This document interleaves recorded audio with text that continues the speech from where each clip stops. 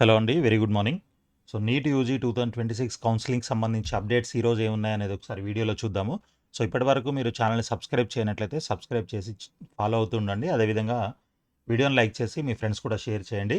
ఇక ముందుగా మనం చూసుకున్నట్లయితే ఎంసీసీ ఆల్ ఇండియా కోటా కౌన్సెలింగ్‌కి సంబంధించి ఈరోజే మనకి last date as per the updated revised schedule అనమాట.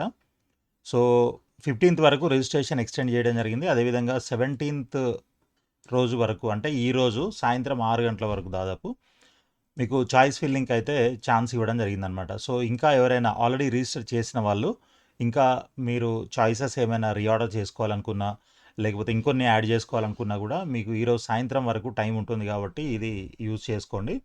సో, అదేవిధంగా మనకి ఈరోజు సాయంత్రం క్లోజ్ అయిపోతే మనకి 19థ్ రోజు 19వ తారీఖు ఫస్ట్ రౌండ్ అలాట్మెంట్స్ కూడా రిలీజ్ చేస్తారు. సో, దాని తర్వాత 20వ తారీఖు నుంచి 25వ తారీఖు ఈ మధ్యలో మీరు రిపోర్టింగ్ చేయాల్సి ఉంటుందన్నమాట. ఓకే. ఇది మనకి ఎంసీసీ ఆల్ ఇండియా కోటాకి సంబంధించినటువంటి అప్డేటు. ఇక నెక్స్ట్ వచ్చేసి మనకి NTR university of health sciences గురించి చూసుకున్నట్లయితే మొన్న ఇచ్చినటువంటి అప్డేట్ ఏది మన స్కౌట్స్ అండ్ గైడ్స్, తర్వాత పర్సన్ విత్ డిజబిలిటీస్, ఎన్సీసీ వీళ్ళకి ఫిజికల్ వెరిఫికేషన్కి సంబంధించిన అప్డేటే అదే లాస్ట్. ఇక దాని తర్వాత మళ్ళీ ఎటువంటి అప్డేట్ అయితే ఇవ్వలేదు.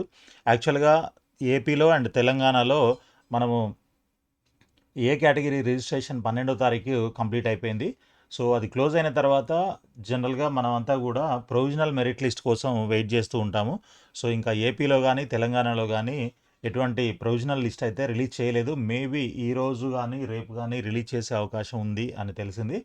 సో, అది రాగానే దానికి సంబంధించినటువంటి అప్డేట్ కూడా మన ఛానల్లో పోస్ట్ చేయడం జరుగుతుంది. అదేవిధంగా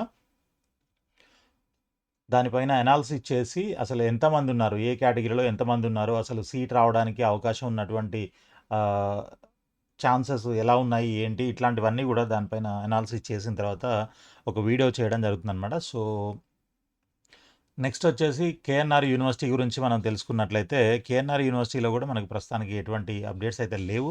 మేనేజ్మెంట్ కోటా రిజిస్ట్రేషన్ అయితే స్టార్ట్ అయింది. 13వ తారీఖు నుంచి మేనేజ్మెంట్ కోటా అంటే B category and NRI quota ఈ రెండింటికి సంబంధించిన రిజిస్ట్రేషన్ అయితే స్టార్ట్ అయిపోయింది. మరి ఎవరెవరు చేసుకోవాలి, ఎవరు చేసుకోకూడదు అని ఇంతకుముందు కూడా నేను ఒక వీడియో చేశాను. క్లియర్ కట్గా బి కేటగిరీ క్లోజింగ్ ర్యాంక్స్, తర్వాత ఎన్ఆర్ఐ కోటా క్లోజింగ్ ర్యాంక్స్ ఇవన్నీ కూడా క్లియర్గా చూపించడం జరిగింది. అయితే ఇప్పుడు కూడా మనకి దానిపైనే ఒక న్యూస్ కూడా రావడం జరిగింది. సో, అదేంటనేది చూద్దాము. సో, దానికంటే ముందు ఇన్ కేస్ మీకు ఏదైనా నీట్‌కి సంబంధించి ఏ కేటగిరీ గానీ, బి కేటగిరీ, ఎన్ఆర్ఐ కోటా ఏదైనా సరే మీకు ఏ గైడెన్స్ కావాలన్నా గూడా మన దగ్గర ప్రొవైడ్ చేయడం జరుగుతుంది. సో, మీకు ఇప్పటి నుంచి మొదలుకొని అంటే మీకు రిజిస్ట్రేషన్ నుంచి స్టార్ట్ చేసి మీరు కాలేజీలో వెళ్ళి సీటు అడ్మిషన్ తీసుకునేంత వరకు గూడా మీకు కంప్లీట్ గైడెన్స్ ఉంటుంది. తర్వాత ఆన్‌లైన్‌లో యాక్టివిటీ అంతా గూడా మీకు ప్రాసెస్ అంతా కూడా మేమే చేసి పెడతాము. సో, అలాంటి సర్వీస్ కావాలనుకున్న వాళ్ళు కూడా తప్పకుండా మా ఆఫీస్‌కి విజిట్ చేయొచ్చు. మొబైల్ నంబర్ వచ్చేసి 9849966500. ఇక అదేవిధంగా కొంతమందికి ఎన్ఆర్ఐ కోటాలో సీటు కోసం చూస్తూ ఉన్నారు కదా! సో, ఎన్ఆర్ఐ కోటాలో సీటు తక్కువ ప్యాకేజెస్ అనమాట. తక్కువలో అయితే కొన్ని ఉన్నాయి. కొన్ని కాలేజెస్ 1, 2 కాలేజెస్ ఇయర్లీ ఫీజు కూడా తగ్గిస్తున్నాయి. ఇయర్లీ కట్టుకునేలాగా కూడా. సో, అలాంటి ప్యాకేజెస్‌లో మీరు తక్కువలో సీట్ కావాలని అనుకుంటే అది కూడా మీ ర్యాంక్‌ని బట్టి మీకు కౌన్సెలింగ్‌లో సీట్ రావాలి. సో, దాన్ని బట్టి మీకు సీటు తక్కువలో ఫీజు తక్కువ చేసి ఇప్పించడం అయితే జరుగుతుంది.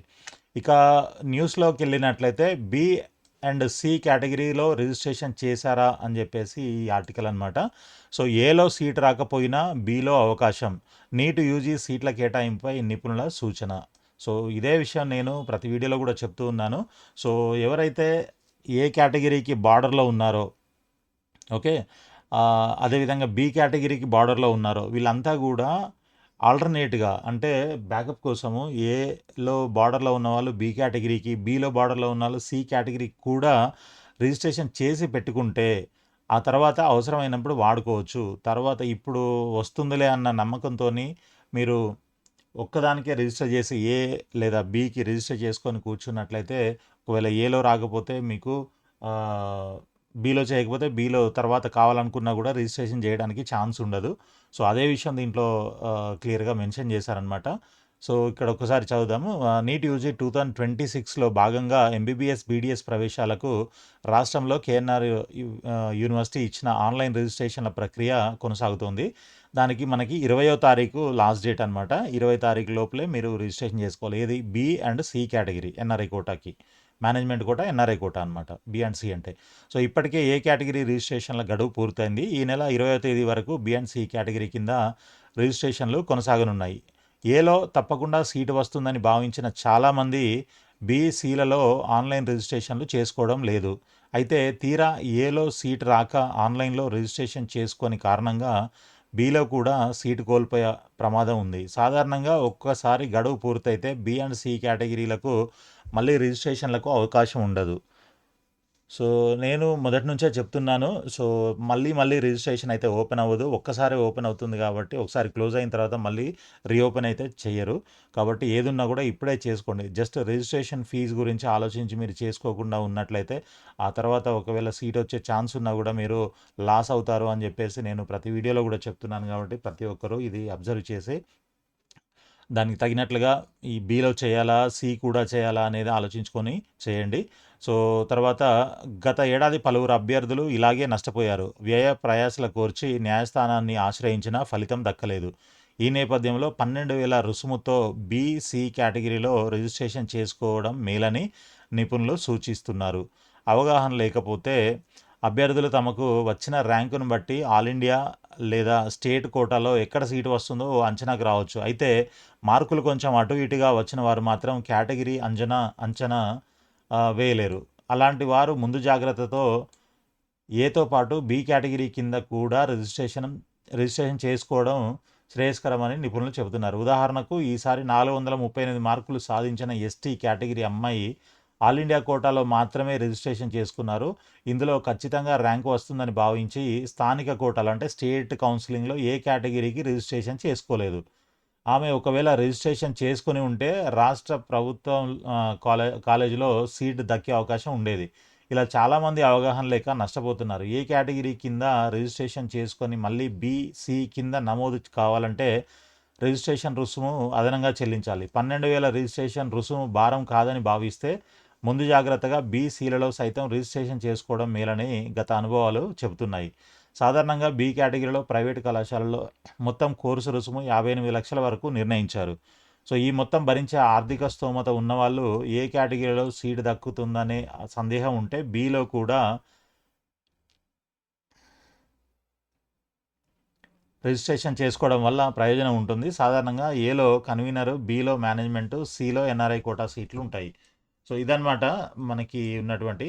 సో మీ అందరికీ తెలుసు ఏ కేటగిరీకి సంబంధించి మీరు బార్డర్లో ఉన్నాము అని మీ అందరికీ ఎవరికైతే అటు ఇటుగా సీట్ వస్తుందా రాదా అని డౌట్ ఉంటుంది కదా, అలాంటి వాళ్ళు మనకి చాలామంది కాల్ చేయడం జరిగింది. వాళ్ళందరికీ కూడా చెప్పాను నేను. అండ్ ఇప్పుడు మీ అందరికీ కూడా చెప్పేది ఏంటి అని అంటే, ఏ కేటగిరీ బార్డర్లో ఉండి ఓకే సీట్ వస్తుందా రాదా అనే డైలమాలో ఉన్నట్లయితే మీరు బి కేటగిరీకి కూడా రిజిస్ట్రేషన్ చేసుకోండి. ఒక 12,000 రూపాయలు సరే యూనివర్సిటీకి రిజిస్ట్రేషన్ ఫీజు కట్టాలి. అఫ్కోర్స్ తప్పదు. అయితే అంటే ఎవరు ఇప్పుడు అసలు మనం ఖచ్చితంగా బి కేటగిరీ ఫీజు కట్టలేము. ఆ 50 లక్షలు 60 లక్షలు ఏదైతే ఉందో అది ఖచ్చితంగా మేము కట్టలేము, మాకు అవసరం లేదు అని అనుకుంటే ఓకే వదిలేయండి, రిజిస్ట్రేషన్ చేయాల్సిన అవసరం లేదు. అలా కాకుండా ఒకవేళ ఏలో రాకపోతే బిలో అయినా పర్వాలేదు, బిలో ఏదో లోన్ తెచ్చో ఏదైనా అమ్మేసో లేకపోతే ఇంకోటో చేసి అనే ఏదైనా ప్లాన్స్ ఉన్నట్లయితే మీరు ఖచ్చితంగా ఇప్పుడు రిజిస్ట్రేషన్ చేసి పెట్టుకోండి. ఓకే రిజిస్ట్రేషన్ చేసుకున్నట్లయితే మీకు ఒకవేళ ఏ కేటగిరీలో సీటు రాకపోతే అప్పుడు బిలో అయినా ట్రై చేయడానికి వీలుంటుంది. సో బిలో మీరు అసలు రిజిస్ట్రేషనే చేయకపోతే మీకు తర్వాత అసలు ఇంకా రిజిస్ట్రేషన్ అనేది చేసుకోవడానికి ఎట్టి పరిస్థితులలో ఛాన్స్ ఉండదు. మీరు కోర్టుకి వెళ్ళినా కూడా కోర్టు నుంచి ఆర్డర్ తెచ్చినా కూడా అది అవ్వదన్నమాట. బి క్యాట్ రిజిస్ట్రేషన్ అనేది అవ్వదు. ఇంకొక పాయింట్ ఏంటి అని అంటే, ఇప్పుడు బిలో బార్డర్లో ఉంటారు. సో బిలో జనరల్గా మనకి లాస్ట్ ఇయర్ వరకు 5,54,000 సంథింగ్ అట్లా మనకి క్లోజ్ అయింది rank. Okay all India rank. So అంతకంటే ఈసారి ఈ సీట్లు పెరిగినాయి కాబట్టి ఒక 6 lakhs వరకు బి కేటగిరీలో సీట్ వచ్చే అవకాశం ఉంటుంది, ఏది లోకల్ క్యాండిడేట్స్కి. సో 6 lakhs వరకు వస్తుంది అని అంటే ఇక 6 lakhs దాటిన వాళ్ళు కొంతమంది ఉంటారు. వాళ్ళకి వస్తుందా రాదా అనేది మనం చెప్పలేము గ్యారంటీగా. అఫ్‌కోర్స్ 6,00,000 బిలో 10,000 తక్కువున్న, 20,000 తక్కువున్నా గూడా కొంచెం డౌట్‌ఫుల్ అనమాట. ఓకే. సో, ఇలాంటి వాళ్ళు అంటే ఈ బార్డర్‌లో ఉన్నవాళ్ళు, డౌట్‌ఫుల్‌గా ఉన్నవాళ్ళు ఎవరైనా ఉన్నట్లయితే, మీరు ఎన్ఆర్ఐ కోటాకి కూడా ఇప్పుడే రిజిస్ట్రేషన్ జేసి పెట్టుకోండి. ఓకే. ఇప్పుడే రిజిస్ట్రేషన్ జేసి పెట్టుకుంటే మీకు తర్వాత అవసరమైతే ఎన్ఆర్ఐ కోటాని గూడా యూజ్ చేసుకొని మీరు దాంట్లో సీట్ పొందే అవకాశం ఉంటుంది. అసలు మీరు బి కేటగిరీ రిజిస్ట్రేషనే చేయకపోతే ఓకే. ఆలోచించండి ఇప్పుడు చెప్పే పాయింటు. మీరు అట్‌లీస్ట్ బి కేటగిరీ రిజిస్ట్రేషన్ చేసుకొనుంటే తర్వాత ఎన్ఆర్ఐ కోటాకి అప్‌గ్రేడ్ జేసుకోవడానికి ఏదైనా ఛాన్స్ ఉంటుంది. ఓకే. ఏదైనా ఛాన్స్ ఉంటుంది. కానీ మీరసలు బి కేటగిరీకే రిజిస్ట్రేషన్ చేయకపోతే ఇంక మీకు ఎటువంటి ఛాన్సు ఉండదు.